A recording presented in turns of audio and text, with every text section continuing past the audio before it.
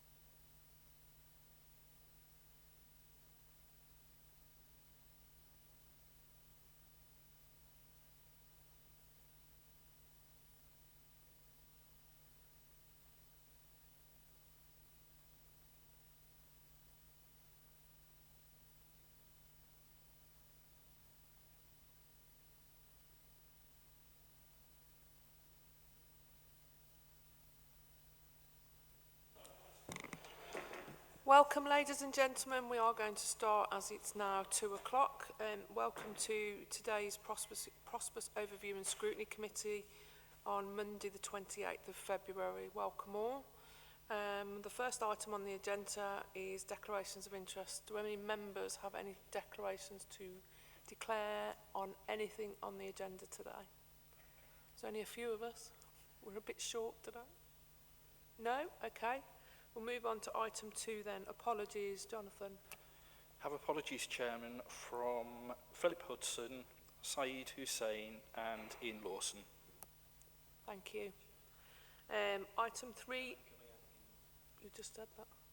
Yeah. Item 3 is the minutes of the meeting held on the 13th of January. Are members happy that I sign those? Thank you, David, and seconded by Keith Flunder.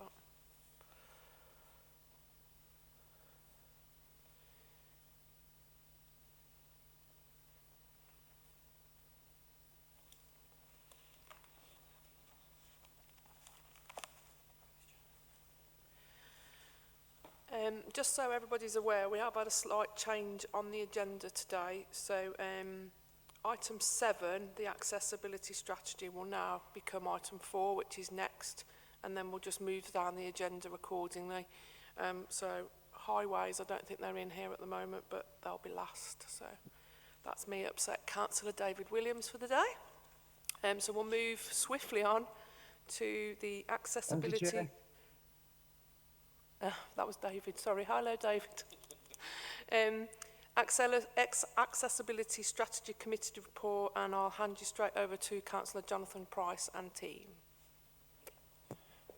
Thank you very much, Chair, and David, I did attend.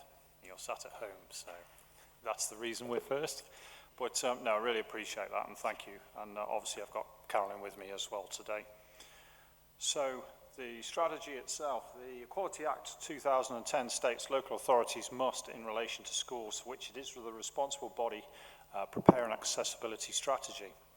A revised version of the current accessibility strategy has been developed for Staffordshire County Council to ensure the strategy reflects current legislation and local practice. The committee are being requested to consider the strategy and support its approval for adoption by Staffordshire County Council and across our schools. The accessibility strategy is seeking to increase the extent to which children and young people with disabilities can participate in the school curriculum, improve the physical environment of schools and increase the extent to which children and young people with disabilities can take advantage of education and benefits, facilities or services provided or offered by the schools. And lastly, improve the delivery of information to children and young people with disabilities and their parents and carers. And I'm happy to take any questions. When I said brief, that was brief. Well done. Do members have any questions for Councillor Jonathan Price? Councillor Flunder? Thank you, Chair.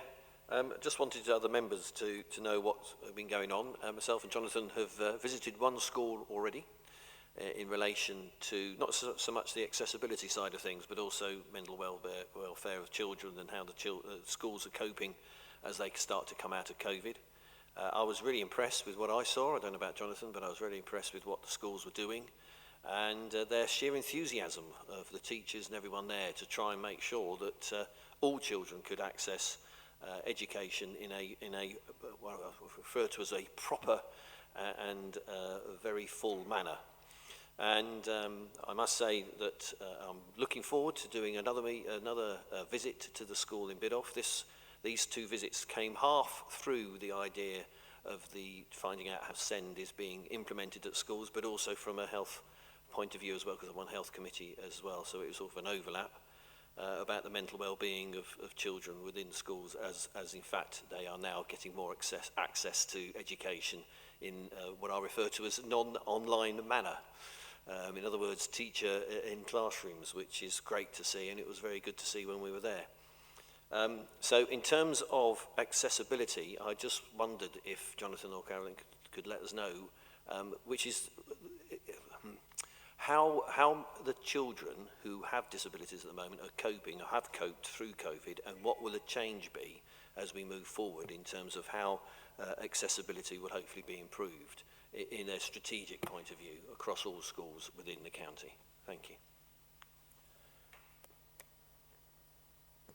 I mean, I think as you've seen, a lot of schools are very good anyway. The accessibility strategy we had, and we've just refreshed it, it's something that we are required to do, but it sets out what we will do as a county council, and it also sets out what we are expecting of schools as well.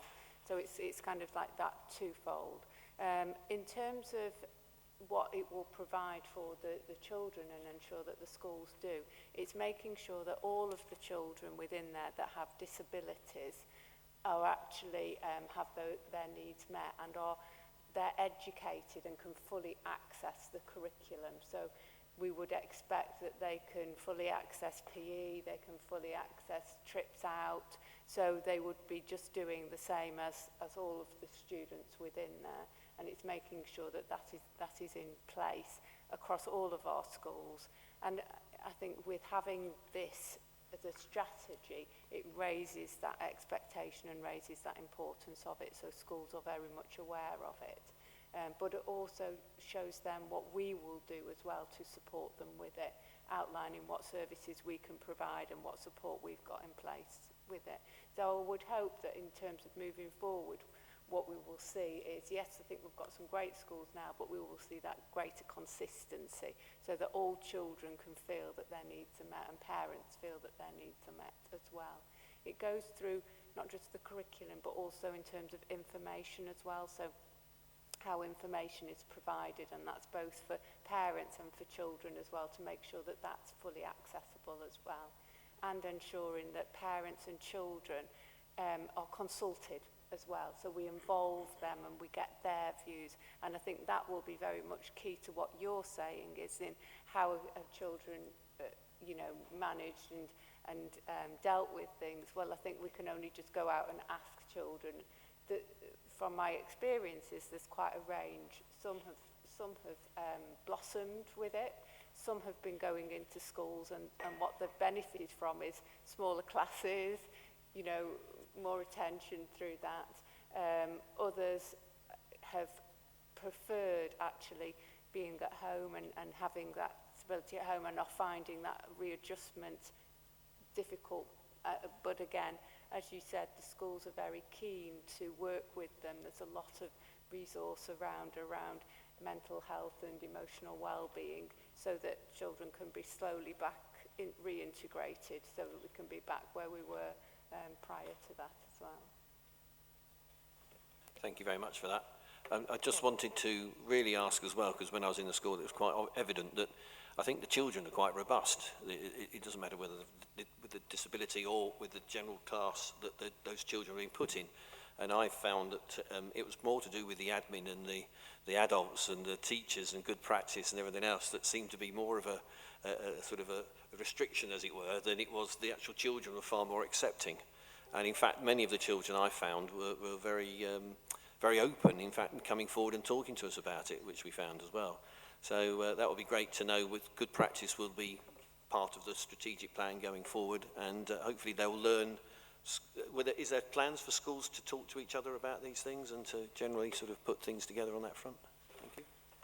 What you may well be aware of is what we've been putting in place is locally send locality hubs, and that's really for the local schools to be coming together for that very reason, to be sharing good practice, to be raising issues if they've got particular issues, and to learn from each other and get that peer-to-peer support. So yeah, that will certainly be something that will come through that.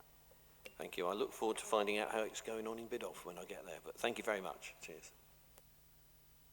Jonathan, did you want to come back in?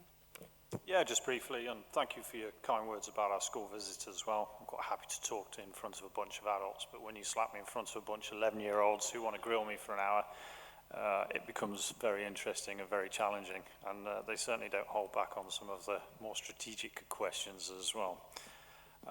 The only thing in the accessibility strategy I was a little disappointed around is the engagement from young people as far as the consultation went.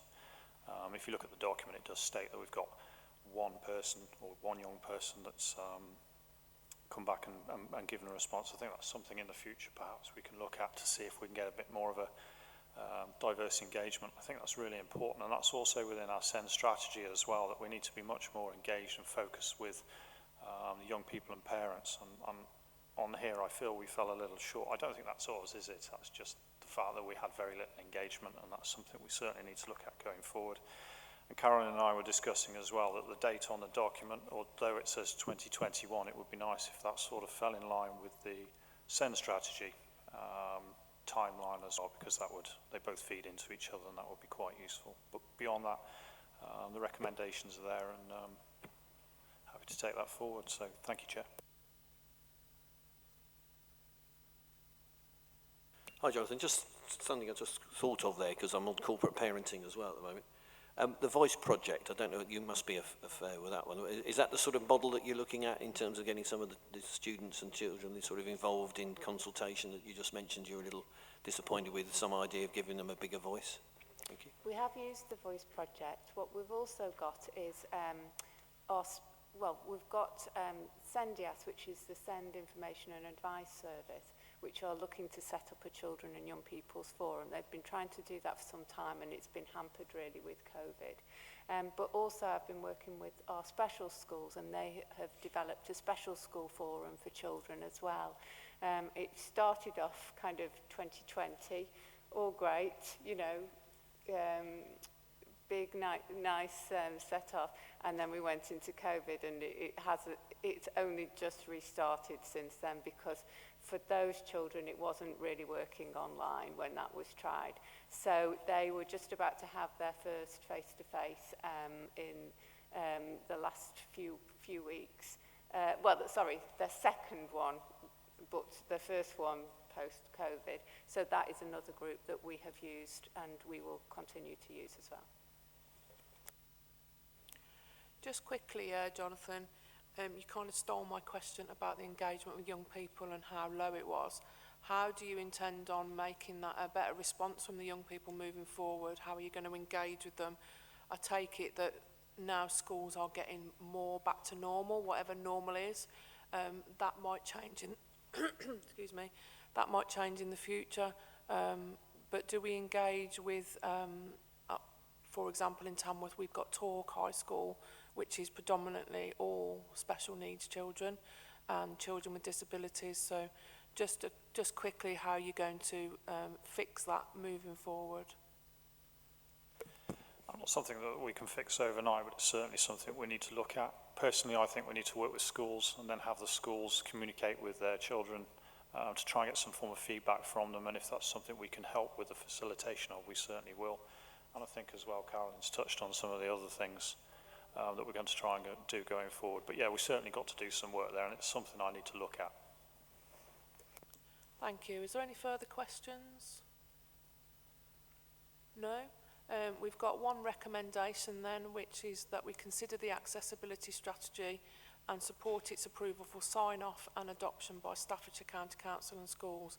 Are we happy that David? David's prepared to move that. All those in favour? That's carried. Thank you very much, Jonathan and Caroline, for your report and your attendance today. Yeah, thank you for allowing us to come. Cheers. So now we'll move on to what should be item 4, and that is the Staffordshire Community Learning Service Annual Self-Assessment 2021, and that is Councillor Philip White. You can move if you wish, yes. If you've got a bad back like me, moving's good.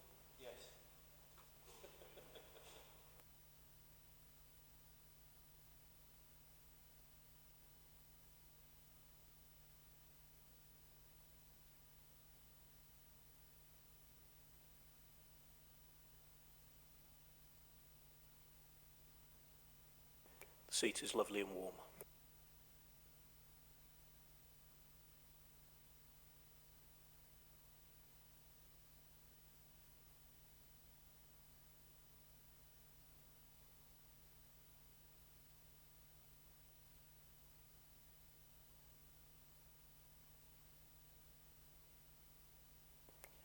So I'm ready when you are, Chair. Okay, shall I get going? Okay, that's absolutely great. So the purpose of our attendance today is so that we can bring you our annual assessment of the performance and quality assurance of the community learning offer, which is commissioned and delivered by Staffordshire County Council's community learning team, and to consider our self-assessment report, which looks at the various strands of that performance, together with our safeguarding, and also to consider any priorities and improvement areas that the committee can identify that they feel that we should be focusing on over the next year. Just by way of introductions, I'm joined by Tony Baines, who's the Assistant Director for Learning and Employability, Skills and Employability, sorry Tony, and Amanda Darlington, who's the Head of our Adult Learning offer. So I'll do an introduction, run through the key points, and then I'll invite Tony and Amanda to make any other contributions that they have, if that's okay with you, Chair. Okay, lovely. So the Adult Community Learning Service is funded by the Education and Skills Funding Agency. We receive a grant which last year amounted to a little over £1.6 million. That is to deliver a range of community learning and adult skills courses, which we deliver both through our direct delivery unit and also through 23 subcontractors who are spread around the county. Between us, we deliver all of the courses that we feel are relevant. Those are through 4 frameworks, so our community learning framework, community learning trust responsiveness fund, our wider learning, family learning grants, and our adult skills accredited provision. Within the range of courses that we offer, there are some leisure learning courses that are focused on well-being. Those are in areas such as arts and crafts, photography, family history, pottery, languages, etc. But the main focus is on areas of learning that we feel have further benefit to people in terms of their employability and their functional skills.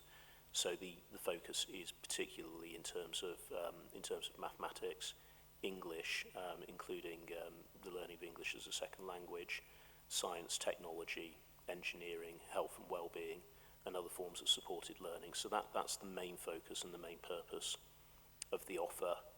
In terms of our performance during the 2020-21 year, our self-assessment was that we were good across all areas. So those are overall effectiveness, quality of education, personal development, leadership and management, and outstanding in terms of behaviour and attitude. So overall that is a strong good according to our assessment, and our safeguarding, most importantly of all, is assessed as effective.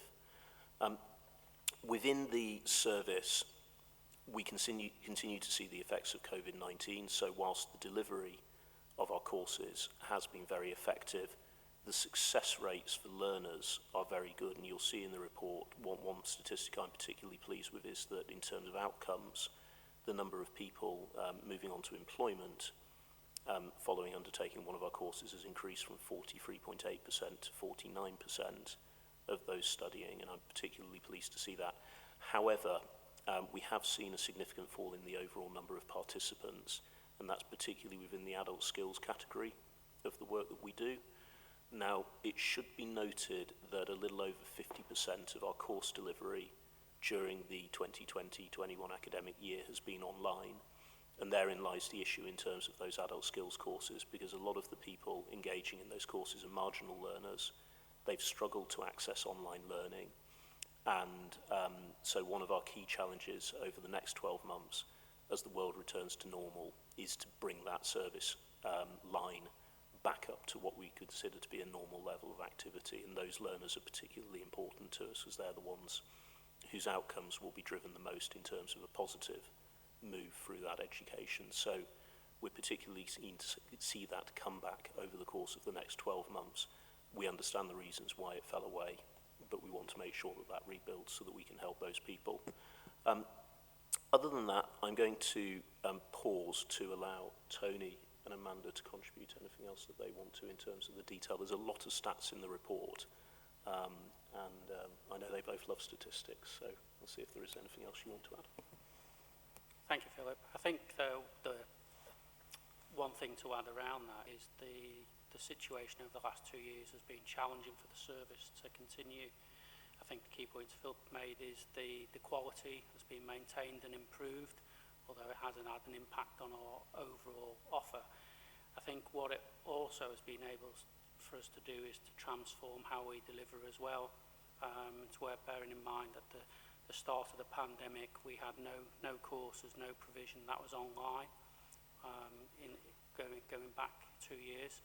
And so between that sort of first March of lockdown into the subsequent April, we were able to turn on over 100 courses, and we've continued that digital journey with our offer into sort of last academic year into this. So that's been a major step forward for the service, and you can see in the report sets how much we're able to do online and through a blended learning offer. Gives us more resilience in the service to now deal with any shocks that we've seen, but also allows us to have a more flexible and adaptable curriculum as well that we're able to offer the community. And you'll see a lot of the stats from the survey, very positive, not just around employment, but actually the effects it's had on the health and well-being of participants through the programme. So even though they've learned things digitally, it's actually opened up a digital world. And a lot of the feedback we've had has also included people being able to meet people within the community through the face-to-face provision, but also online allows them to meet people from a wider community as well and broaden their horizons, which actually brings in their own benefits around their own confidence and ability to mix. So that's been challenging. We've learned from some of that, but actually puts us in a better place, and some of the investment we'll see in actually being able to invest with providers and digital devices is something we want to continue to do, but it has been a challenging couple of years for the service, but the results and the quality have stood up to it.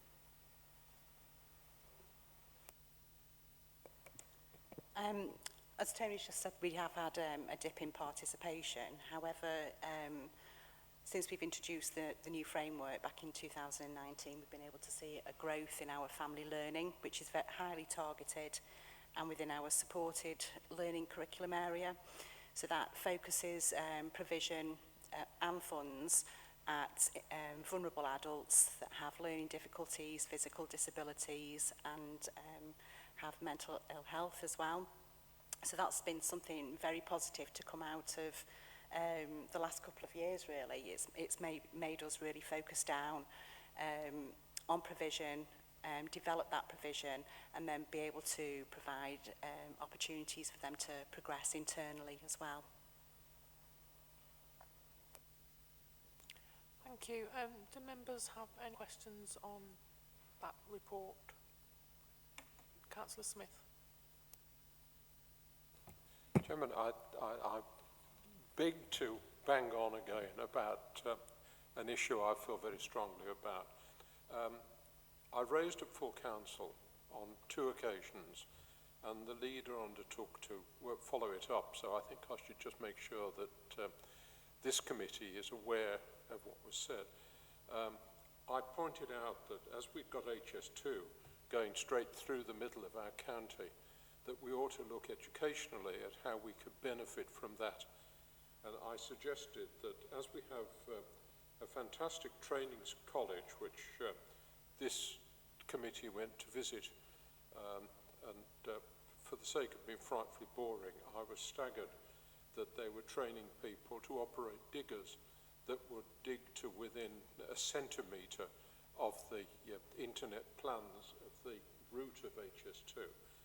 I suggested at that meeting, and also I've suggested twice in full council, that we should look at the possibility of working with Stafford University on how we could do, perhaps in the way that there used to be sandwich courses when I was of the age to have possibly gone to them, where we could look at the possibility of degrees being awarded to people who are heavily involved and highly technically trained into the construction industry, and to try and look at how we could make Staffordshire the home of training for construction workers. We also have the benefit, of course, of the tremendous JCB school, which follows along the same line. Wouldn't it be superb if the students who went through these colleges ended up with a Staffordshire University degree? I won't bang on any more, Chairman. I have to agree with everything that David's just said, and that doesn't happen very often. I do think we need to work better with our universities, especially Stafford, and I do think we need to become the home of the training for the construction industry with JCB on our doorstep. So, Philip, can you answer some of that? Yeah, that's fine. So we already have very close working relationships with Staffordshire University, Keele University and Wolverhampton University. And our major employers such as JCB. The other providers that I mentioned, particularly there are colleges as well, who are the other essential element in this.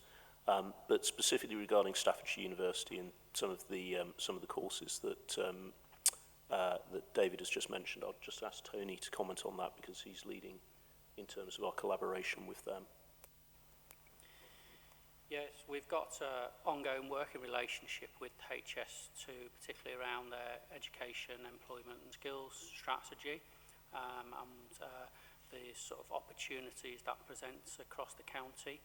We have organised a education and skills focused conference with them that we're holding on the 22nd of March, this next few weeks. We've got quite a number of institutions signed up to that. That's led through our work with the Local Enterprise Partnership and the Skills Advisory Panel, and that panel is chaired by Professor Martin Jones, who's the Chancellor of Staffordshire University. So we are working closely with the universities around that broader piece, and indeed that broader agenda around construction and engineering, civil engineering, that we've got a long track record in investing in, particularly JCB Academy. We worked to support them in the growth of their engineering apprenticeship centre. We've just secured further funding, $275,000 for them to extend that centre as well in terms of its provision. So we are looking at the opportunities this brings around growth in terms of construction and progression, routeways into local jobs, and that brings into things that we're doing around sort of jobs and brokerage. And so we've just completed the procurement of a online digital platform that will promote local jobs and courses, working with employers such as HS2 and supply chain to be able to make sure residents are able to see the opportunities both in terms of routeways through jobs, apprenticeships or through training to get into those roles as they grow and emerge with the rollout of the HS2 build across the county. Just one other small thing that I'll add. Although it's been postponed due to international events and MPs needing to be in Parliament, we were due to welcome Andrew Stevenson, the HS2 Minister, to Stafford on Thursday, and a major element of his visit was to look at skills provision and how we can benefit from the arrival of HS2 in our area. So this is an area of considerable interest for us. Councillor Smith, did you want to come back? Well, only just to mention two things. First, I think I should have declared an interest as a doctor of the Stafford University.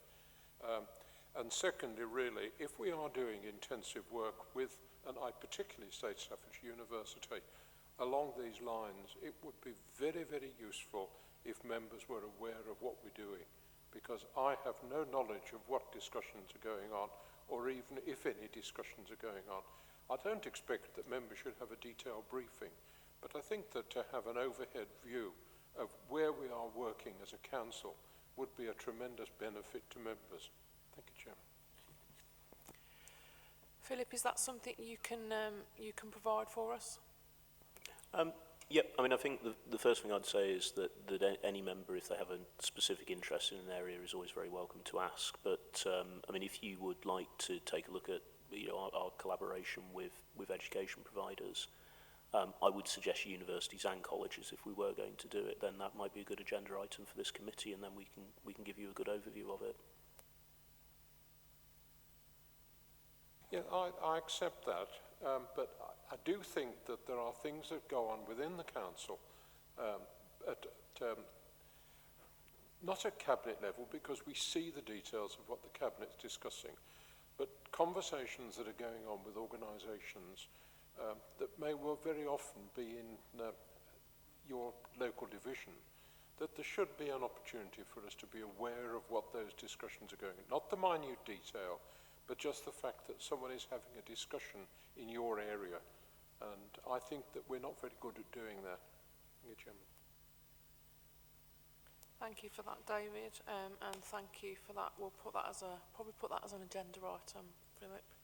Any further questions on that report? Oh, my laptop's gone. You've got a question? No, you carry on. Thank you, Chair. Just looking really at targeted delivery and things like that within the report. Obviously the figures are down for obvious reasons in terms of participants and all the rest of it, which I picked up from the report. So really one of my questions would be, what are your plans to get back to where you were before and to try and increase numbers participating within all these, with 23 subcontractors? That's quite a lot to get that message out there. It seems quite a lot of people providing all these fantastic services. The other thing is, and I have noticed about the quality, which is really good as well, but I don't know about feedback and the idea of the development of curriculum and all that. Wasn't that mentioned greatly within the report, but the idea of developing and maintaining that development constantly. Things are changing very quickly out there in the real world. The way we do banking, the way we do other works, and the way that other people are going to want these skills to be able to become more employable. So that's my other question, is really how you're going to continue with that feedback concept. I think one of you mentioned that, so that we can maybe look at the community getting more involved, and small-scale employers as well getting involved in developing, what could be quite specific ideas within some of the more generic courses. I realise that these are more generic than anything else. And then my last question is in terms of follow-up. I realise that employment is good, with going up to 49% and everything else. My concern is about further study, is that some of these courses are quite quite lower level, if I want to refer to it as, well, probably not being a bit academically snobbish here. I realise what I've said now, but never mind, I'm sure I'll get told off afterwards. But the idea of trying to get these people and continue that development into bigger and better jobs, because the whole idea of one of the priorities of the council is to get people into better paid jobs. And it's that's a bit that's slightly concerning, with only 4.1% going into further study or continuing studies. I would have hoped that we can try and keep that pushing through, and to get it out to the employers at the higher levels of achievement and things like that. And I don't think we should shy away from that. So that's 3 questions, I think, there, Chair, if that's okay with the members. And I do agree with your priorities, by the way. I just couldn't see them on the table. It was printed as though, I don't know whether mice were involved in the development of that table, but certainly I couldn't see very much on that at all. Thank you. Okay, so I can see Amanda's finger hovering over the button to reply to those, so I'll hand over to her in a second. But I think that you've highlighted a couple of the key key challenges there. So the challenge about a return to a normal pattern of learning is incredibly important. The gains that we've had in terms of learning how to do online learning and blended learning are brilliant. But what I want to see is that we get back to the levels of engagement that we had with learners, and particularly those adult skills learners, but then we surpass that because we've got an offer that's superior to the one we had prior to the pandemic. Within that, feedback from learners to understand what they found beneficial and what they'd want more of is very important. And you'll notice in those stats on the pathways, because the pathways are incredibly important, the number does not add up to 100%. So there is a gap there in terms of knowing what some of those people have gone on and done afterwards, because of course it's a matter of whether they care to return the surveys or not, and whether they care to fill all of it in. But Amanda, I'll let you pick up the detail on those points, because interestingly, before we started today, Amanda said it's great to have a look back like this, but her mind has been on the future for a while now rather than the 2021 academic year. So I know you've got some answers to those questions. Yes, you are right. These are low-level courses, and they're targeted at individuals who do have low-level skills. So hence that is why they are low-level courses. Those individuals also are on a long journey. Our courses are 10 to 30 hours in total. They might be furthest away from employment or further learning, and their aspirations might be quite low when they first start with us. So actually, it's a learner journey that could actually take 12 months or 2 years for somebody to raise their own aspirations. When they initially come to engage in provision with us, it might be just to improve their health and well-being, which is a step towards employment as well. And then later down the line, it might be, I'm so passionate and enthusiastic now for learning and I want to develop myself. You know, there's a huge focus on personal development for individuals and groups of learners as well. And their aspirations do change over a period of time, and we need to allow time for individuals to do that and groups of learners as well. In terms of curriculum development, we've invested quite a lot in curriculum development, including opportunities for our learners to develop their digital skills and preparing them for future learning and everyday life, communicating with their families, accessing services online, and just making sure that there's a good digital element in all of our delivery, whether that's online or face-to-face, to enhance learning and, you know, for future progression of our learners. We've been involved in a WholeX Digital ACE project where we've got other community learning providers across the country sharing best practice. We've been able to do that. We've used a range of platforms that our learners feel familiar with. That might be social media, closed groups, and then progressing them onto something a bit more technical as well when they've developed their skills. In terms of developing maths and English as well, we don't do a lot of standalone maths and English courses, but it's embedded in all of our courses. So you might see that the feedback from the learners is that only 20% said that they developed their maths and English, but they weren't on a maths and English course anyway. So they might not identify that they're using and developing those skills. So we need to be mindful of that moving forward as well.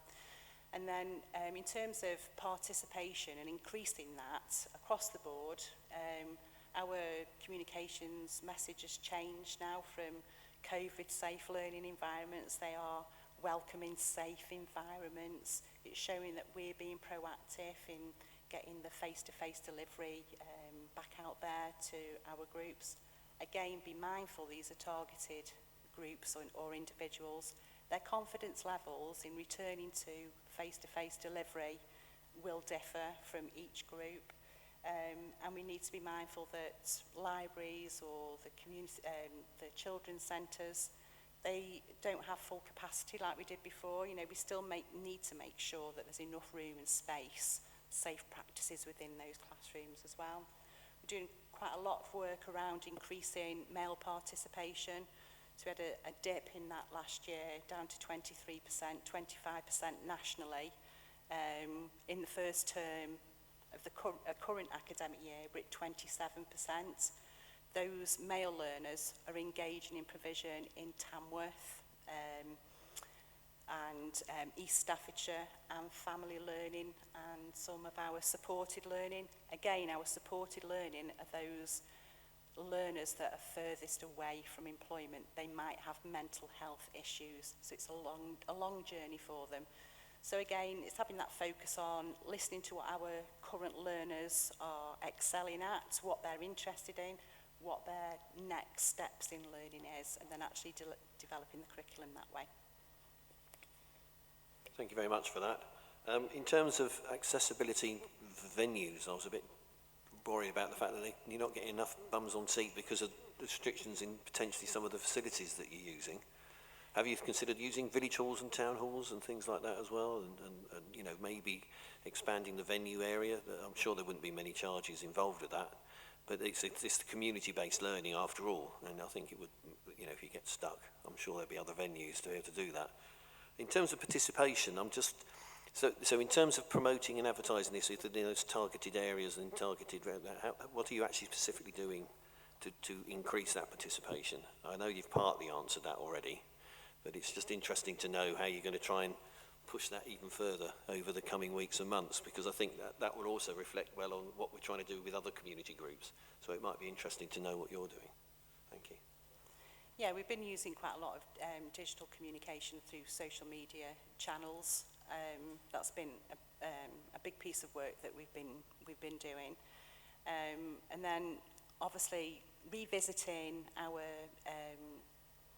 partnerships that we've got, long-standing partnerships, but then finding links to new partnerships as well and getting the communication out that way to gain access to new groups as well. We've even done radio interviews, some of our subcontractors have, sharing some case studies as well, where we've just had a group of learners that have just started their own charity, pre-owned clothes. You know, you loan them back out in the community, which has been a massive step for them. So those sort of stories we want to share so they can see the benefits as well.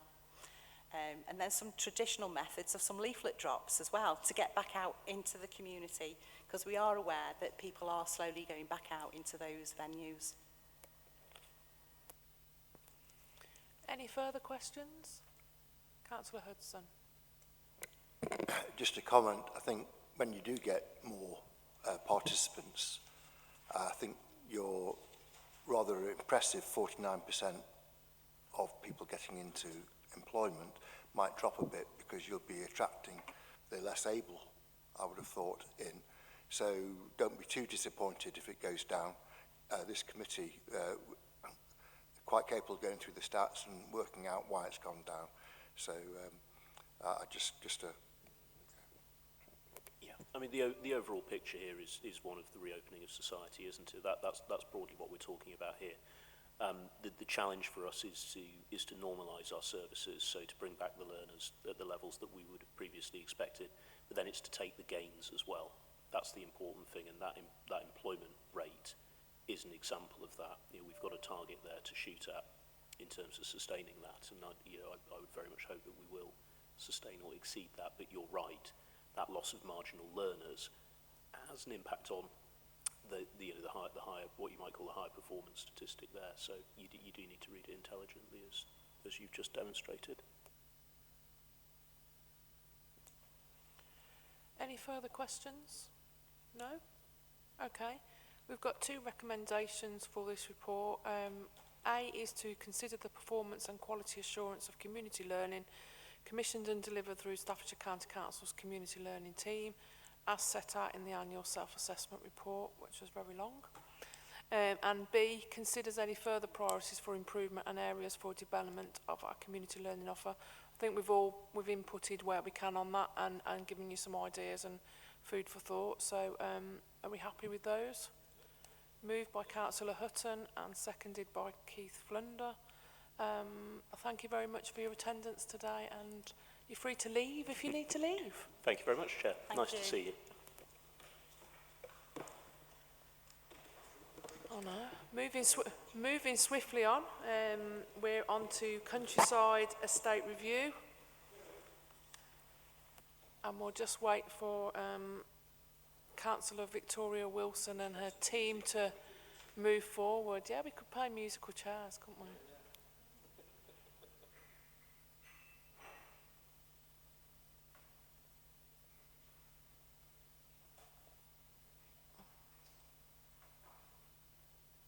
Over to you, Councillor Wilson.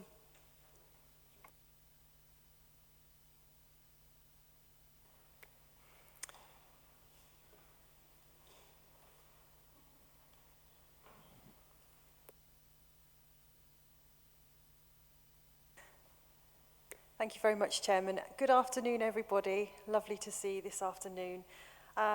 So I'd like to introduce the officers that are with me who have come today to bring you this report.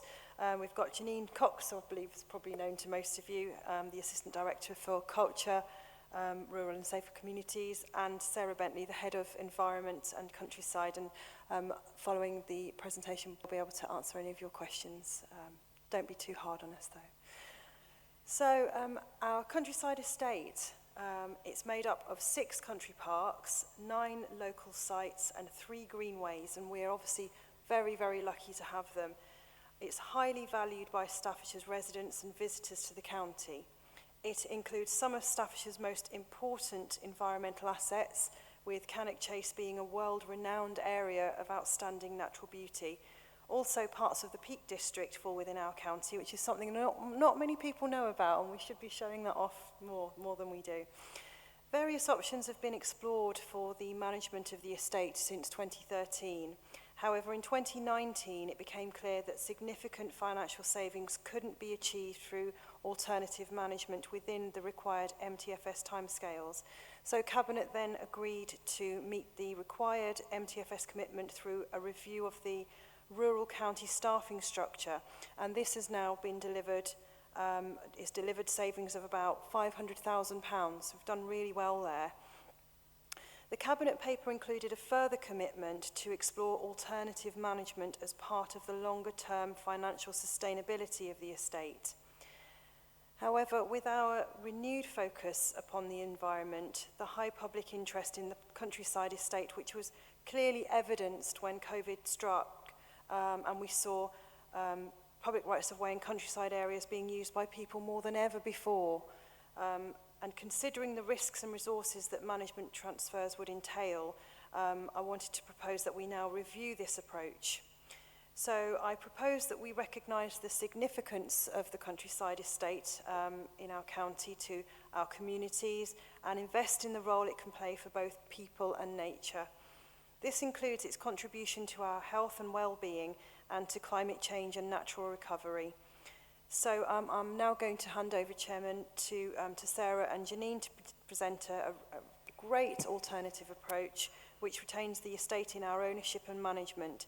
And this will focus time and resources on improving our countryside and environment offer for our communities, therefore making a direct contribution to our wider strategic goals for Staffordshire County. Thank you. Thanks, Victoria. So, further to Councillor Wilson's introduction, I'm just going to take you through the first parts of the paper that you have as part of your pack, and then hand over to Sarah, who'll talk you through the proposed way forward.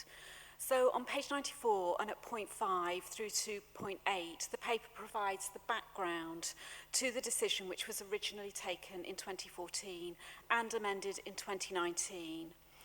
In 2021, it was further agreed by Cabinet that the 786,000 of savings that Rural County had committed to would be adjusted, as the pandemic and several other factors had evidence that if we would take that full amount out of the budget, then it would be impossible for the environment and countryside teams to operate effectively.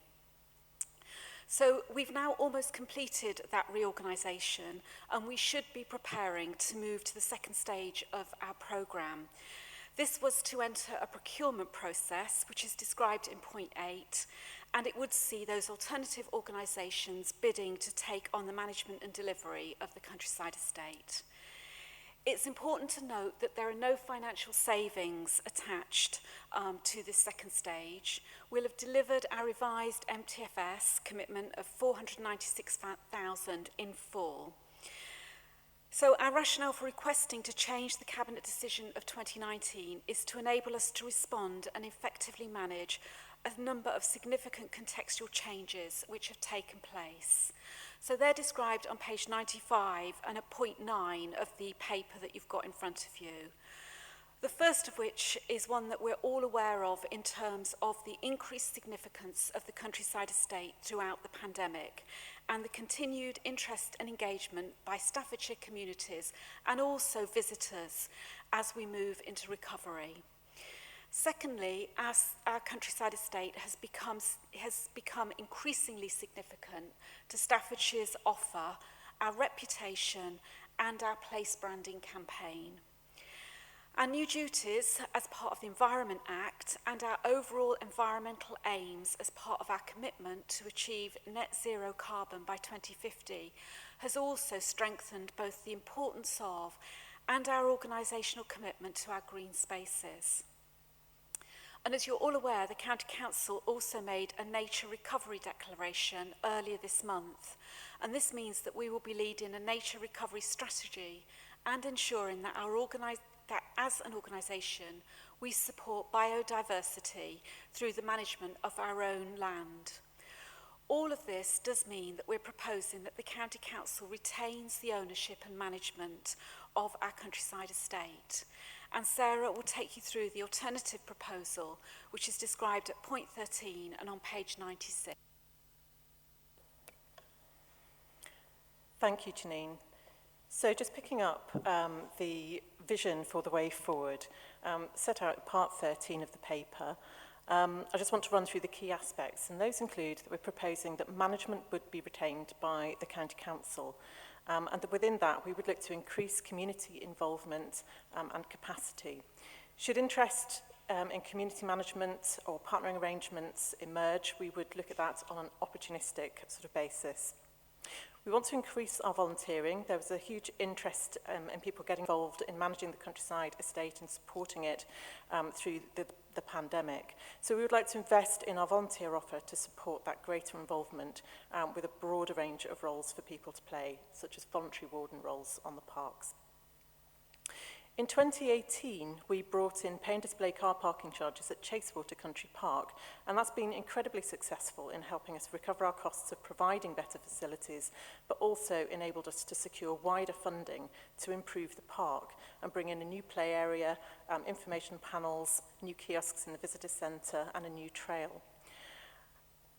Parking charges for Cannock Chase have been the subject of great discussion over recent years and will be brought in over the next few years in line with the protection measures for the Cannock Chase Special Area of Conservation.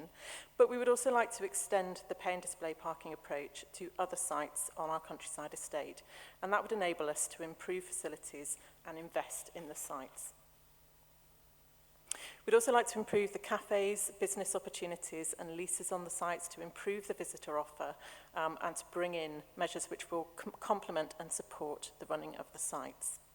We'd like to rebrand the service and develop a Friends-type supporter scheme. We'd like to build on the success of our EU-funded Countryside Explorer project, which through those sort of parking measures and additional EU funding supported the play areas and trails and extend that to other areas. And also our countryside stewardship schemes and Section 106 agreements, which have secured significant external funding for our sites. We'd also like to use the estate as a shop window to contribute to and increase awareness of our work to tackle climate change and nature recovery. And we'd like to explore how we can use seasonal roles and modern apprenticeships to provide a route into the environment sector for young people in the county. We'd also like to improve our role in supporting the health and well-being of our communities, linking to GP surgeries and community groups to develop measures to improve health and well-being, which was something that, again, the pandemic really highlighted how significant these sites can be for people's health. So in terms of financial impact, as has been mentioned, we've already delivered the NTFS savings associated with the estate, and there are no further savings. So these proposals are very much around how we can secure the longer-term financial sustainability of the estate and improve the contribution it makes to our communities and visitors. There may be investment requirements, and we will work on these if This approach is supported in principle, and we will bring back further detail on that. So to summarise, Chairman, the revised vision presented in the paper would enable the Council to focus resources on improving the countryside estate and maximising the benefits it brings for environment and communities. Thank you very much for that, ladies. My question quickly before bringing Councillor Hutton is, how do you know who volunteers where?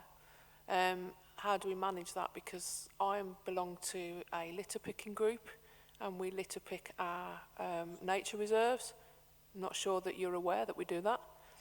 So how do we know who is volunteering where and how do we manage that?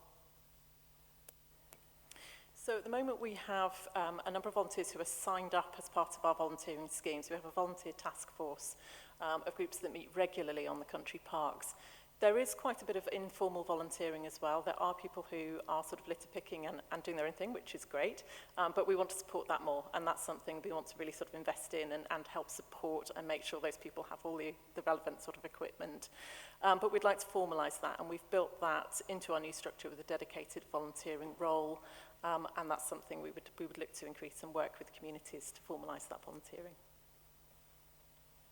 Thank you. Councillor Hutton. Thank you, Chair.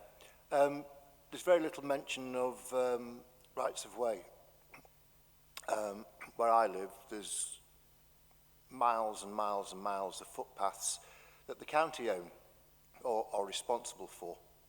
And there's loads of stiles that are broken, and I'm quite worried as a county councillor that we might get a bill from somebody who breaks their neck climbing over one of these, because they could argue it was our dereliction of duty. Also, when footpaths are badly overgrown or not maintained, it can make them impassable. Now, some landowners will be probably quite happy to have impassable footpaths, but those like me who walk them, we enjoy walking footpaths. So perhaps this is a role for a dedicated volunteer team to put in new styles and maintain some of these fantastic footpaths we have. I know you categorise them A, B, C and D, and only A, which is usually between a few houses or something like that, ever gets any attention. Most of the footpaths around where I live are B, C and D. I think there's only one category A footpath. So we really do need to bring that into this. And can I also say, I know what a medium-term financial strategy is, but when you use acronyms, can you please spell them out on first use? Same with CIA, because otherwise people will think the Americans are involved. So just, it gets irritating. Thank you. Apologies for that. We will take that on board. Thank you. In terms of rights of way, this paper is very much focused on the countryside estate in terms of the land that we own. And so obviously the sort of routes that are on that land would form part of this. But we do also obviously run the rights of way system. And we have very much looked at the sort of volunteering side in relation to that as well. So within our new staffing structure, we have built in 2 sort of outreach roles, which will be leading volunteer tasks to try and increase that volunteer activity across the rights of way, and also encourage sort of parishes and other groups working with sort of Rambler associations and you know, various other bodies to try and increase the amount of work we can do. Obviously, during the pandemic, we had a huge increase in the use of the rights of way as well as the parks. And so there is a backlog of work which we're busily working our way through. And volunteering has been quite difficult on rights of way through the pandemic because of actually getting people out to the relevant places. But that's something we really want to pick up on now and drive forward. Councillor Smith. Thank you, Chairman. Can I just comment on rights of way? I've been chairman and vice chairman of the Community Rights of Way panel, that deals with the massive extent of public footpaths that we have. For us to take on the maintenance of those footpaths would be an absolute impossibility. It's got to be the usage by the community that maintains those footpaths, and also the parish councils have a role in maintaining the footpaths. It would be lovely to think that we could surface all of the footpaths and make them easy walkways, but it's not going to happen. It won't happen under any circumstances. We have a very, very limited budget with the highways team, and they do undertake limited amount of work where there's probably styles or things that have got into a bad state where they're reported to the highways team.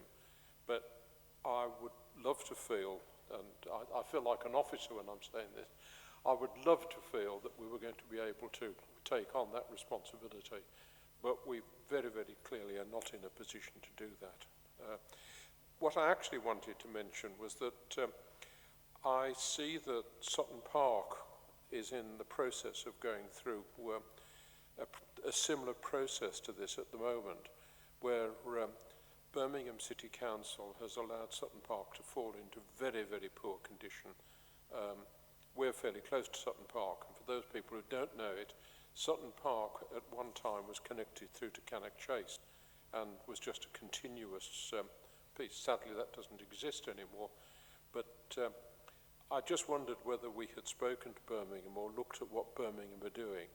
I suspect that we're probably some way ahead of Birmingham, in which case it might have been possible for us to tell Birmingham the way to go, or maybe not. The other thing I was going to say, last summer when we had one of our beautiful summer bank holiday days, I went to Cannock Chase and tried to pay for my parking. The parking machine was out of order, and there was no member of staff in Cannock Chase at all. So people had the will to pay to park, but couldn't actually pay the money. I did report it at the time, and I had an answer, but I think that if we're increasing the amount of paid-for car parking, particularly when we look at Cannock Chase, we need to look before we go too far in introducing that in how we're going to manage it, particularly when it is bank holidays, when it's most likely to be used. Thank you, Chairman. Yeah, I'll hand over to Sarah shortly with regards to the parking machines and so on. I think Sarah will be able to talk about that more. I think something that's come out today, and it always comes out, doesn't it, is the power of the volunteers that we have in this county. And they are really the golden thread that runs alongside the green thread of climate mitigation that we're currently undertaking in the county. Last year, as everybody probably knows, I walked the length of the Staffordshire Way, which is 92 miles. People are always complaining about the Staffs Way, and yet I walked it. There was one portion of it that I found almost impassable, and I think that's been dealt with now. But as Councillor Smith has alluded, there are thousands of kilometres of public rights of way in this county, and we need to really benefit and harness that goodwill that we've had from volunteers throughout the last couple of years. And luckily, I think that we are managing that. CPRE and myself and Sarah, we have meetings regularly where we look at how we can work better together. The Ramblers Association, they put the little discs up when the discs are missing. So there's a lot of that already going on, and that's what we want to continue with. But I'll hand over to Sarah regarding the car park. Yes, just pick up on the parking issue. We do sometimes have problems, unfortunately, with the parking meters, and we do have to, get out to those as quickly as we can. Staffing has been difficult in the last couple of years because of the various changes that we've had in place, and obviously COVID impacts as well. So it has been challenging, but hopefully as we get our sort of new structure in place, that will improve things. But generally speaking, it works very successfully. Sorry, Chairman, I did mean to mention that HS2 are disturbing a tremendous number of our public footpaths, and they're currently preparing a report for the whole of Staffordshire, which will go to the Crow panel I don't know how it gets picked up by you or if it gets picked up by you, but you ought to be aware that that report is being repaired because normally diversions or changes to the countryside rights of way would come to the Crow panel before they're permitted. But in fact, because of the Act of Parliament, it's possible for HS2 to just implement changes. And so I think that we need to just monitor what's going on. And I suspect that much of the countryside areas are going to be impacted by HS2. But we also ought to bear in mind that HS2 has a significant pot of money to be able to support things which are going on within the community. And if we have a countryside area which is in a certain distance of the route of HS2, for example, Lichfield Cathedral's just been awarded £75,000. There is a significant amount of money that's available. And I'm not suggesting we don't have joined up writing, but we are a vast organisation. You may want to talk to Sarah Mallon about the possibility of whether any funding might be forthcoming to help. And the last thing I would mention is that we do have certain organisations that take up a tremendous amount of time of the Crow panel by bringing forward public footpaths that have not been in use, in some cases, 50 or 60 years. And when an application for a change of use or something relating to a public footpath, in some cases we go back to Georgian or even earlier times. The amount of research which has to be done is absolutely astronomical. It isn't that easy. And I have a tremendous respect for the Crow panel team. And I would just mention that we have a backlog of in excess of 100 cases that we're trying to look at the moment. We think that we probably have maybe over 10 years before we could actually get through those. And with the groups that are bringing forward disused public footpaths, they are adding on to it at the rate that we are dealing with them. So life is not easy. David will send the ladies to go and empty HS2 pockets. I'm sure nobody will argue with them. Keith Flunder. I think we were meant to try and get our feedback to what you're putting in front of us tonight, this afternoon rather, and I'm fully for it. I think it's a great idea to keep it in-house. I think that will give us far more flexibility in the future. We've got a very tough few years ahead of us with the green agenda and everything else, and I think if we can control our own assets, I think that's a great way to start. So congratulations on that as far as I'm concerned. I hope the rest of the committee agree with that as well. In terms of linking up with volunteers and everything else, again, a great way forward. I think it will keep people far more in touch with their own local areas and things like that. How you're going to promote and publicise this and take these ideas further forward. I look forward to your next report maybe on this particular front. All I can say to you is other things like glamping sites and maybe things like this to develop things going, sports and activities, which I know we have in some of the areas already, an expansion of income potentially that could then go towards help develop and maintain the sites better than they are at the moment. I'm not going to mention car parking because I come from the Moorlands and we've just had a massive issue about car parking in towns, let alone anywhere else.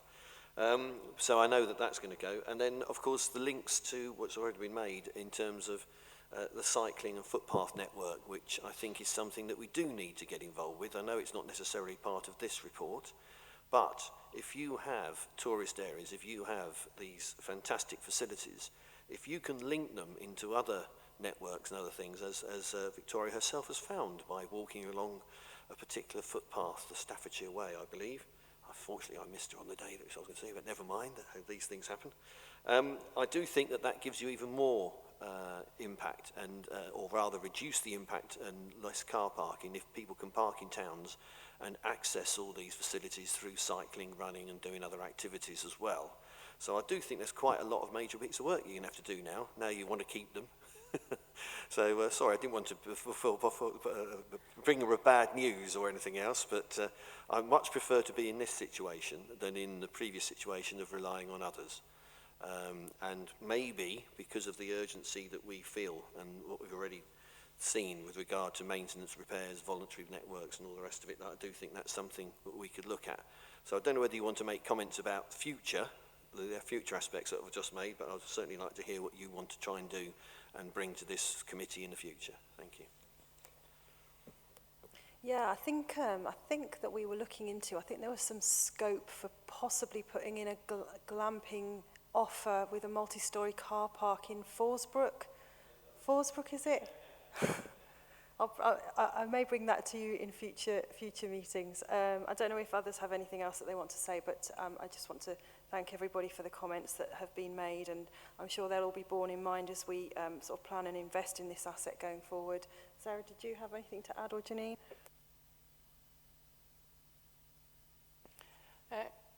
Philippa Haddon. Thank you. Just with regards to keeping it in-house, I think that's brilliant. But have we got the staff there in place to actually deliver what we need on site to cut back the hedges? And have we got the team there in place?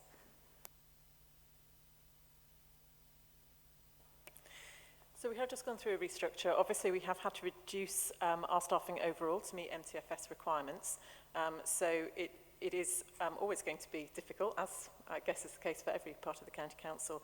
But we have structured the service so that there is a focus on the parks, and so we have sort of disentangled some of the different aspects of the service so that there is more opportunity for staff to really sort of focus on the tasks. And we've also invested in things like the volunteer coordinator role, some dedicated posts to build up that volunteering effort. So I think the structure lends itself much better to what we can do, and I think we'll be much more efficient going forward.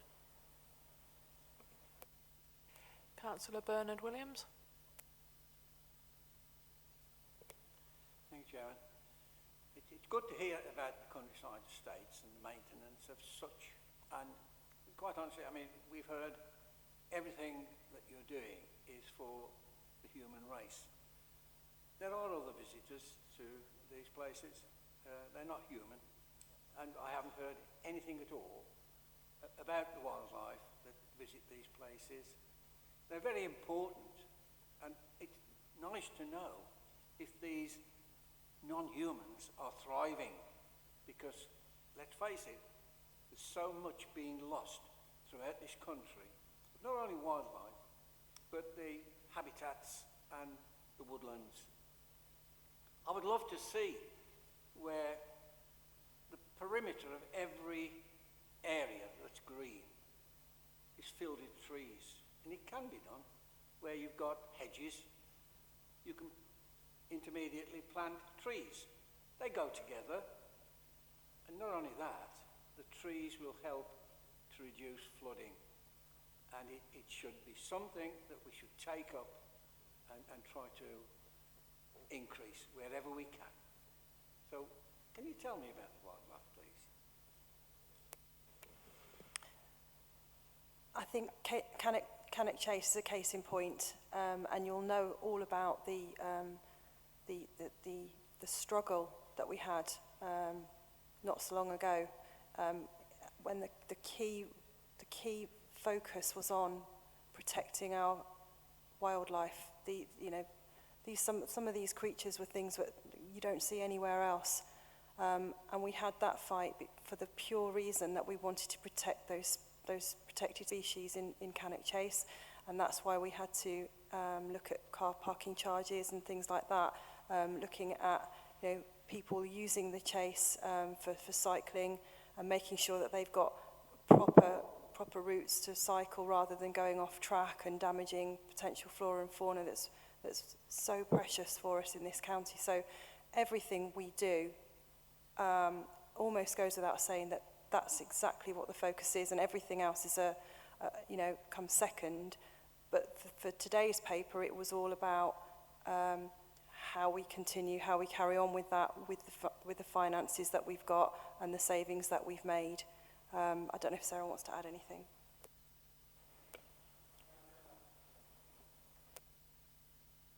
Yes, I understand the problem of finance. That's everywhere, as we all know. But when you talk about things like wildlife, there's so many organisations about. who will offer free help to give you that. They will go out, they will look for things, they will take records and everything else. So you could invite all of these people, and I'm sure they'd do it for free. I mean, I'm not going to say what organisations there are. I'm sure you'll know far more than I certainly do. But it would be very good to see them involved. Just by way of reassurance, we work really closely with lots of different organisations, and that is a massive focus for our work. And a lot of that volunteering activity that we do is all about actually improving the sites for wildlife. So that is absolutely fundamental to this offer, and something we will continue to take forward. We're all absolutely committed to making sure that we can reverse the declines in biodiversity, and that's a big component of the Nature Declaration that was made earlier in the month at full council, and that's very much the sort of heart of the work that we do on all of our countryside sites, is to try and improve them for biodiversity, to try and halt that decline in wildlife and actually put back and improve. And there's huge scope to do that. There's of course much more to do, but we do have some of the most fantastic sites in the county for wildlife, and that's a really core part of the offer. Councillor Flunder. Just a quick follow-up from Bernard, I think. Is there any chance that we could have some ideas of objectives and KPIs? I know it's more figures and everything else, but with volunteers and everything else out there, could be a way of pulling in volunteers as well to give some idea of measurement of success of what you're trying to achieve at the moment with this new approach.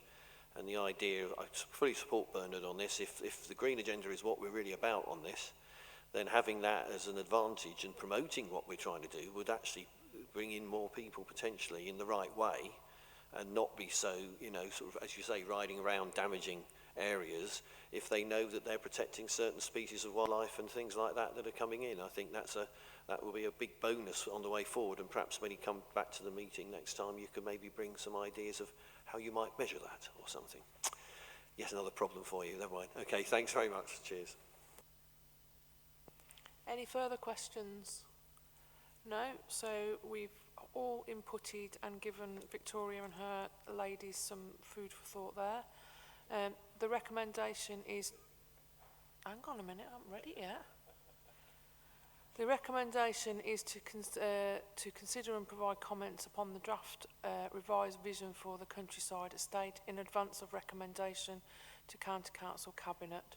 So we've all inputted there for you, Victoria, and hope you'll take those away for us. All those in favour?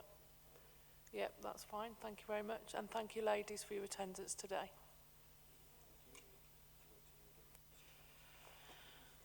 We're going to move on to item 6 now, which is the Highways Infrastructure Asset Management Plan. And now we just need to go and get some officers from another room. So if you just give us a few minutes.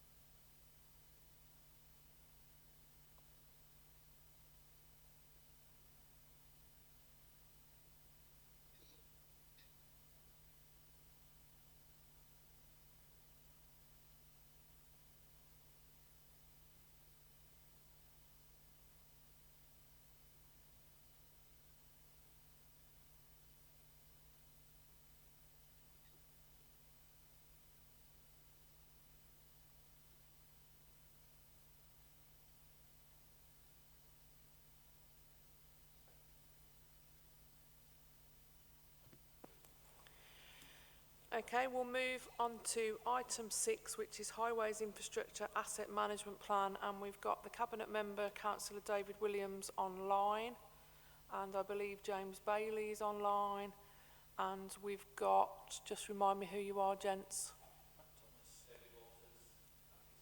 Matt Thomas and David Walters actually in the chamber with us, sorry. Over to you, Councillor Williams. Good afternoon, everybody. Apologies for not being there in person, but needs must at the moment.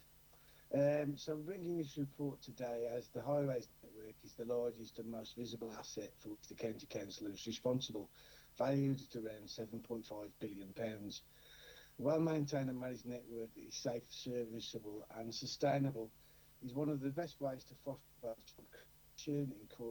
encourage economic growth and support local communities. The appearance of our streets helps to shape the character and quality of the local environment in which people live. The Highways Infrastructure Asset Management Plan, the HIAMP, forms part of a suite of highways asset management documents that have been developed in accordance with the best practice asset management guidance. The HIAMP is the link between our strategic objectives and our operational activities. The current HIAMP was last approved in Cabinet in March 2019. Despite making significant progress in recent years, we, like other highways authorities, are in an increasingly difficult and challenging environment, with deteriorating assets, increasing demand and uncertainty around future government funding, and more recently facing the impacts of the global pandemic. It's therefore time to develop a new single and updated HIAMP. There's no fundamental change in policy or strategy from the current HIAMP, but we have sought to bring together all related strategies, policies and standards into a single document to emphasise the integrated approach to highways network assets. The new document is a forward-looking document covering the next 3 years. It contributes to achieving our strategic outcomes. It describes how we approach asset management and risk-based decision making and explains what we know about the condition of our assets. It sets out our service levels in terms of what we do and what we do not, alongside an assessment of our associated risks. It outlines our progress in implementing the recommendations contained in well-managed Highways Infrastructure Code of Practice, and the HIAMP demonstrates Stafford's commitment to highways asset management and supports future funding through DFT incentive and for the self-assessment process. I'll hand over now to David Walters, who will take you through some extra in-depth information. Thank you, Chair. I think that's you, David Walters. Oh, okay. Matt's doing it. Over to you, Matt.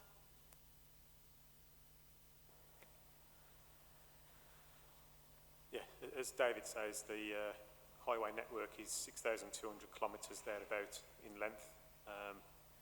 The average car journey in this country in the UK is around 8.5 miles, so 13 kilometres. So you can start to see the scale of the network that we're managing there. Someone reliably informed me about 2 weeks ago that 6,200 kilometres, although hard to conceive, is the equivalent of managing every road from here in Stafford to Cairo, so quite a way. It's also the most visible community asset that the authority are responsible for. Sort of £7.5 billion worth of assets are on the network. And I think the key part there is that it's a community asset. So whether you're a car driver, whether you're young or old, public transport, whether you walk, in fact, whether you're housebound and rely on care and things like that, the highway is a key asset to everyone. It's all of our sort of residents. And then the HIAMP itself, you'll see some of the sort of volumes at the back that start to build on the amount of assets that we're actually responsible and managing. So you'll see roads, footways, street lights, street furniture, drainage, trees, signs, road markings, vehicle restraint systems, structures, and many, many more. And they're all contained within this highway asset management plan. So the HIAMP in Staffordshire, why do we have a HIAMP? Firstly, it's good practice. It gives us the tool to manage our highway network. It focuses on good asset management principles, but also it's a requirement of the DFT. So the DFT insists that we have a highway asset management plan, and they make that insist. They insist that by two means. So they provide guidance and local national codes of practices that direct us to doing so.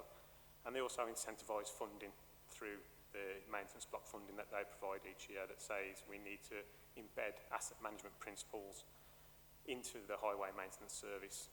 And there's a sum of around £3 million that's reliant on us doing so in a good and effective way. So this highway asset management plan, the last one was approved in March 19, so it's been 4 years now. And this asset management plan's an evolution of that one, really. So what we've tried to do is bring together the component documents that are already available in the public domain, mostly, on the council's website and in the other policy and strategy documents. And what we've tried to do is bring that into a wider realm than it's previously been. So in the past, it was a very strategic document that looked at the long term, whereas now what we're trying to do is bring that into a day-to-day management document. So it's what David refers to as the Haynes Manual of Highway Maintenance and Highway Management, which for those under 30 is probably not a term that we're all familiar with, Haynes Manual, but I don't want to cast any assertions, but I think we all are aware of what a Haynes Manual is, yeah. And that's where we're looking at now. We want to be able to set out in very detailed terms what we do with each of our assets in one place, so we can all go into this individual document and quickly see in each of the volumes what we provide as a service. So despite making good improvements in recent years since the last HIAMP, we still work in a very challenging environment in the highway service. So we have deteriorating assets. As you'll see in the HIAMP, it starts to set out some of the condition of assets where we have condition data. It sets out where we have defects on the network and the increased number of jobs that we're having to raise each year to manage the network in its current condition.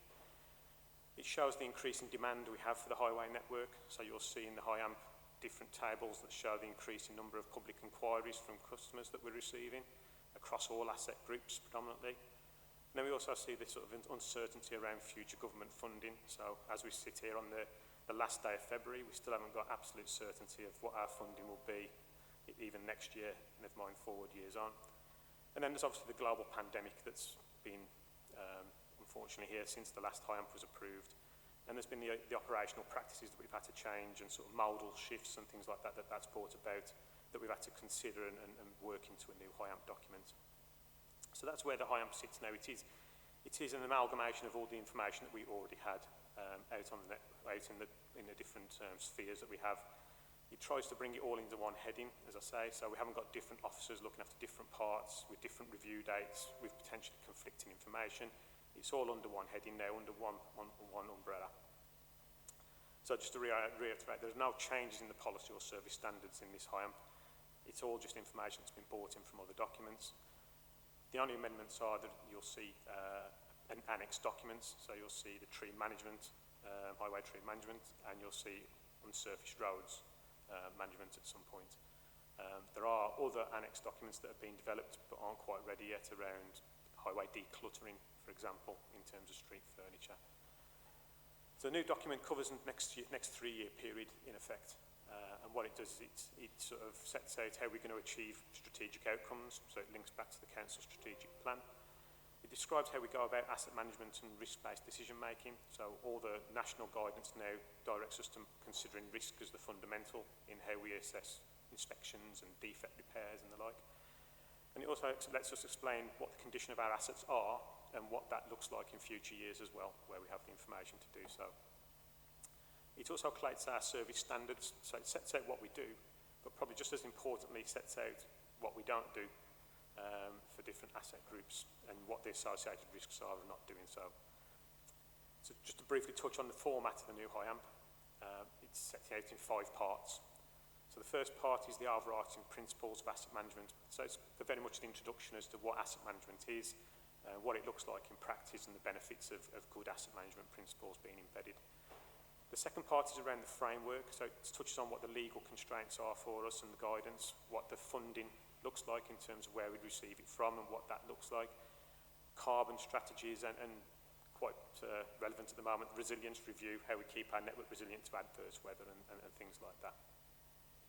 Part 3, very quickly, is the Well-Managed Highways Code of Practice, which is the national guidance document that we all sort of try to adhere to managing our highway network.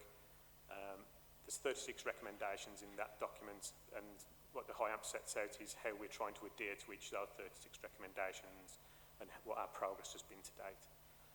Part 4 is where there's more detail. So part 4 starts to look at investment strategies, forward works programs and how they're collated, how we sort of bring in the environmental policy and understanding demand and expectation, and how that affects the sort of case for investments and managing across asset groups.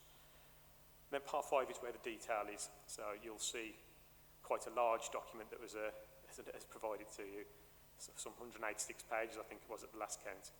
But much of that is contained in the asset volumes. So there's 16 volumes, and that's where we start to break down for each asset group how we inspect the asset, what the condition looks like, what demand looks like, how we're looking at managing that in future, and the things that affect the management of those assets.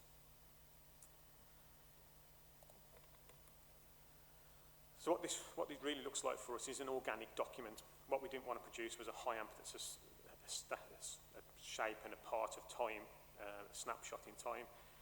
This document will evolve as our asset management principles evolve. It will evolve as we start to get more data and information on some of the highway assets that we're not particularly have that much information and data on already. And it's an evolution then of what we have existing practices for.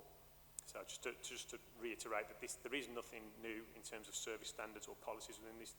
It is just a collaboration and a collation of the information stored in the public realm. That's what we're putting in front of scrutiny today is for your sort of consideration on the comments on the approach that we've taken, probably rather than the detail, because I appreciate it's quite a large document to digest at this point in time. And then for us, then the next steps are to continually review our practice, to take your comments that you provide today and put them back and reflect those in the report as we go to Cabinet, hopefully planned in April.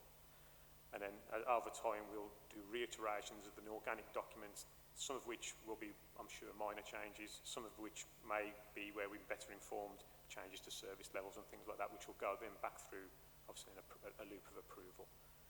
And that's quite quickly a summation of the HIAMP. So a short presentation for a long document, I think we're looking at. Thank you, Matt. It's a very long document. For me, it's one of the best documents I've seen. So well done to Dave Williams and the team. For me, it puts everything in one place. So I don't have to go that there, and speak to that person about that. So for me, this is a really, really good, well-written document where we can find everything we need to find all together. And I hope members agree with that. My question quickly, before I bring anyone else in, is about the day-to-day management. You know, how are we going to monitor what's happening on our networks on a day-to-day basis? And how are we going to work with Amy, who are our current contractor, to get the very best for our Staffordshire pound in the implementation of fixing our roads to the best standard they can be? Probably one that David's probably better positioned to answer than myself. If you want to jump in, David. Yeah, good afternoon. We are in the middle of a highway transformation programme at the moment. One element is actually looking at our performance arrangements within our current contract, how we can improve on those. I describe it again. It's linked to the HIAMP, an asset-led performance regime, where in a similar manner to what we described in the HIAMP, we take everything from customers' feedback, the condition of the asset, the number of defects that we're seeing, etc., and we pull all those together and we start to use that wider information in a different way to make sure that we are getting the best out of our service that we've got. We have had a review recently, we have had a value for money review recently externally, which did say that Staffordshire had got good value for money against the peer group that we are actually comparing ourselves with. So we think, you know, from a highway service day-to-day point of view, with the money that we've got, we can demonstrate that we are spending it efficiently and effectively. That's not to say that we can't do more, and we'll continue to make sure we do that by looking at our performance management regime in the future. I think the biggest challenge, which you probably picked up in the HIAMP itself, of course, is the ongoing gap between the amount of money that we actually get to maintain the network and the amount of money that's needed to maintain the network, that challenge isn't going away. As Matt said earlier on, you know, we're what, 1st of March tomorrow. We're still waiting to hear what the settlement will be next year for our structural maintenance, for our preventative maintenance. And that's a challenge, because it makes it more challenges for us to plan and deliver in the future. So I hope that answers your question in terms of there is a lot going on in the background that sit behind the high amp in terms of the performance regime and the service levels that sit alongside that. Thank you for that, David. Has anyone else got any questions? Or David Smith?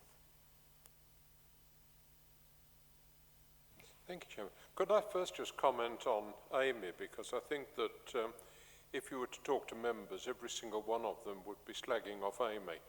And the point was made to me, and I'm not asking for a comment on this, that what we actually get is what we pay for. If we wanted to pay twice the amount, we could get twice the job done. But we are looking at emergency repairs for which there is a tight budget, and I don't see how we're going to resolve that. What I actually wanted to mention was how we deal with local member information. We've got a superb document. I have no problems with what's been presented to us today. But when we start looking at the implementation of what we have before us, we have things that happen to us as members which we then pick up the flak for, that we know nothing about because we haven't been informed by the problem or by what officers are doing. I particularly have a problem at the moment that I was dealing with emails from residents at 12 o'clock the other night because an inspector has quite properly identified rocks on a green forecourt in front of someone's house. There's been a complaint, and so they've now been told they've got to remove them. And the neighbours are up in arms about the whole thing, and my life gets made miserable. I knew nothing about it until I got a neighbour coming on to me. I don't think that it's a great problem where there are local issues that we can't have the local member's name added to an email. That's not that's a couple of seconds to do that. It isn't a major issue. And so I really would like to feel that we were notified when we have problems. Now, we do have the question that's been raised to say that complaints come under a matter of GDPR. Well, GDPR comes with relation to the author of the complaint. I see no reason at all why the complaint that's been received can't be sent to the local member with the name of the author of the complaint deleted. That would make our life a lot easier. And I would say just finally, as far as planning applications are concerned, where the county is consulted, it really would be a great help if we knew that the county had been consulted on an application and what our response was to that. Because we as the local members know, with respect to officers, one hell of a lot more about the local issues than they do. And I think that it would be a great benefit to improve communications on this matter. Thank you, Chairman. Just on planning matters, David, I had a planning application come up in my division. I emailed David Williams, and I'm hoping he'll back me up on that one. Is he going to nod his head or wave or something? And I let him know about the application and gave him my thoughts as the ward member, and a response has been sent, and it was sent to myself as well. So I think it's down to members to look at their planning applications that come in. Every week we get them from Tamworth, and just make sure that there's nothing that's going to be objected to. And then if you feel that there needs to be an objection from Highways, to make sure David and his team are aware, because his response was brilliant. It was everything we asked for, and the planning application has been stopped for now. I'm not saying it's not going to go forward in the future, but it's been stopped for now. Councillor Flunder, did you have a question? Thank you, Chair. Mine was really, firstly, to thank things that have been occurring recently in my own division. the network team and the management team there have been brilliant at coming forward, doing public consultation, everything else from a very difficult starting position where the contractor wasn't known a few weeks before a major piece of national networking for the power distribution system that's now feeding into Stoke. So can I just say thank you to that and David Williams and others and David Waters for their assistance in that. And it was a great piece of listening to what we're going on at the moment, and also the fact that road closures are now going out to members, or should be going out to members in their division, from the work that they're also listening to a few members on. So there's those two bits of work are actually going ahead at the moment, so I just thought it was relevant to let people know about those two bits. My question really is about training, which is page 62, 4.8 in the actual plan. I don't know whether anyone can make a comment about what that's going to entail, whether that's just for members, whether it's for employees, and then the idea that could be covered by this is the difference between the winter and summer action plans, etc. I've had issues around heritage assets. We don't seem to make any meal out of those. Those are actually worth something, in my opinion, like the well in Endon, in my case. It was recently damaged by a truck, and information will be coming forward. But that's an asset value that has more and above just being a road, and also it's quite a tourist attraction at certain times of the year. Then there's the environmental assets. We just touched on that at the parks and everything else. The carbon set-off for all the roadsides and everything else around the whole county, and the amount of carbon that those facilities and other things actually absorb needs to be looked into a bit more as well as that. Issues around enforcement and land grabs as a result of that. Cycling and footpaths, which is another very important area on that one. And then as David Walters did suggest about it, or I might not have been David actually, the very important addition of tree maintenance, which has been added to this particular plan. Obviously it was a very sad problem that occurred up in Hollington in Staffordshire when a young male was killed recently by a falling branch.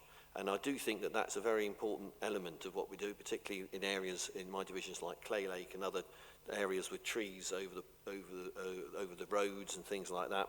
And indeed, just the idea of clearing the roads afterwards. In fact, I sent an email out saying, are you going to train up members to use chainsaws so we could come out and help with the tree maintenance side of things? I'm only joking, lads. It's okay, lasses. It's okay.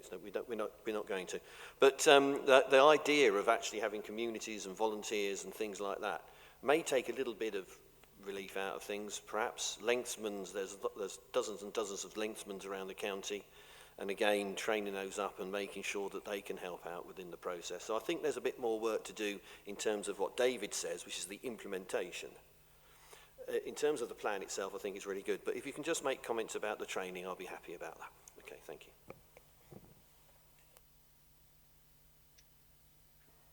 I'll pick that one up. Yeah. So one of the recommendations of well-managed highways is a competency framework, and the competency framework applies right the way through from cabinet, right the way through to the inspectors doing the activity on the ground, and then the admin team. So we have developed a competency framework. I think we do some asset management training, I think, as part of the member induction at the moment.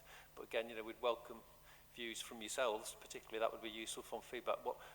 How much training do you feel you need? What more can we do to help members to understand the asset management framework and the kind of the government requirements, because a lot of this is around government. As Matt said, there's £3.3 million, I think, at stake every year through the incentive fund. So we want to make sure that we're meeting those recommendations, and one of those is that wider knowledge of asset management. So yeah, welcome members' views on what more we can do to help tell that story of asset management. Just on that member training, hang on a minute, Dave, I'll bring you in a minute. Just on member training, I tried to report a lamppost that was out the other day. Sat with James Bailey and he said, oh, you do it like this. His way of reporting it was completely different to ours on our laptop, and it's very, very clunky. We have to go into the report it system, click on lights, click on always off or always on or column broken. And our way as members on our laptops is different to the way that you guys would do it. So I think James is looking into that issue, but I do think that member training on our asset management and our highways is a little bit, this is how you report it. That's kind of what we get on an induction, really. I know that Philippa and Graham are new on the last intake. So we don't really have lots of training, if you know what I mean. And we probably don't need lots of training, but the way we report it on these laptops is more clunky than the way that you guys can access it. Councillor Williams, did you want to come in? Yeah, David? Just on the training. Hello, can you hear me? Yeah, we can hear you just. Oh, okay. So, yeah, just with regards to the training, David's right in the fact that when it comes to the staff and so forth, we're carrying out training as required. When it comes to members, I was quite well aware, being a backbencher for 8 years, about what the problems are with highways. So, for your information, as of the summer this year, there will be bite-sized training for all members to go through all the different parts of what highways do, how we classify different potholes, what type of work is required and so forth, to make sure that people are more aware. And it's not a qualification, but it will make all members much more aware of what is going on in our highways, why we do what we do, and how we do what we do, and I think that's really important. So that from a training point of view, we have got that, and my new communications officer, Jem Whittaker, is already working with Mary Ann to ensure that these are then programmed in, and you'll be receiving them fairly soon. Thank you. James, did you want to come in? Thank you, Chair. It was only on your particular point about the street lighting item. I was just going to give you assurance that I have raised that with the digital team, and hopefully we're going to try and find a more seamless solution to that. That was all it was.